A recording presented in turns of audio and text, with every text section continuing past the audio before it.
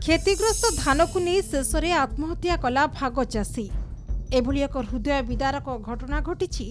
गंजाम जिला छत्रपुर ब्लॉक बड़ माधवपुर पंचायत बरंग गाँव में बरंग गाँवर बनमाड़ी पेंठे भाग चाषी होता बेले 25 एकर चाष जमी धान चाष करते अदिनिया वर्षार धान गुड़िक पानी बुड़ी हो रही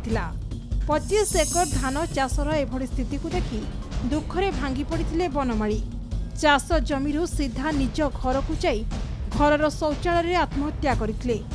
तेज बनमाड़ी चारि झील थिबा बेले गोटे पुओ रही से भाग चाष करी निज चारि झील को बह करथिबा बेले पुओ मुंबई रे रही काम करुछि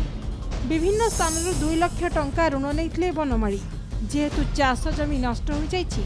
सेथिपई ऋण परिशोध करबा चिंतारे बनमाड़ी आत्महत्या करथिबा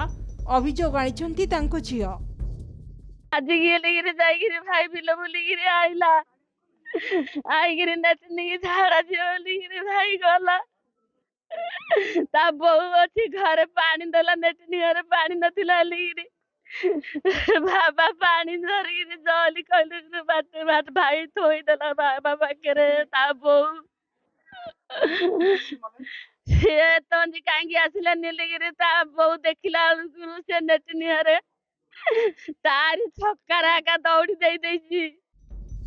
छत्रपुर थाना पुलिस पहुंची मृतदेह को उद्धार करी व्यवच्छेद पई छत्रपुर मेडिकल को पठाइथिले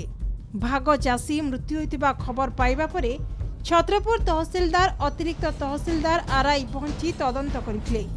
बनमाणी को केते चाष जमी थिला और किभଳି रहिछि चाष जमीर अवस्था से नै तांको परिवार लोके और स्थानीय ग्रामवासी सह आलोचना करथिले एने जिलापाल को जणाइबा परे प्राथमिक पर्यायर रेडक्रॉस पक्षरु बनमाणी परिवार को 60,000 टंका प्रदान करछंती तहसीलदार। हाँ सी तो अति गरीब श्रेणी लोक से जहाँ भाग चाष चाष करुले से पूरा परिवार गुजारण मेंटेन करते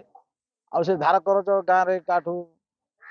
संपर्क मान धार करज आणिकी से धान चाष करते ऋणटा से हाथ उधार देखिए आनी आम आकलन के से आनी बैंक रही कर दे परिथांते एनक्वायरी होउची आ रिलेशन हिसाब रे प्रॉपर दिया जो और रेड क्रॉस फंड भी दिया जो सप्लाई कर कहछ बनमाड़ी पेंठे भाग चाषी होइतबा बेले चाष नष्ट को नै से आत्महत्या करथिबा रे परिवार लोके अभियोग करथिबा बेले एने अधिक तदंत जारी रखिछि जिला प्रशासन। ब्रह्मपुर कैमरा पर्सन विक्रम जेनांको सह इतिश्री समापिका महांती रिपोर्ट नक्षत्र न्यूज।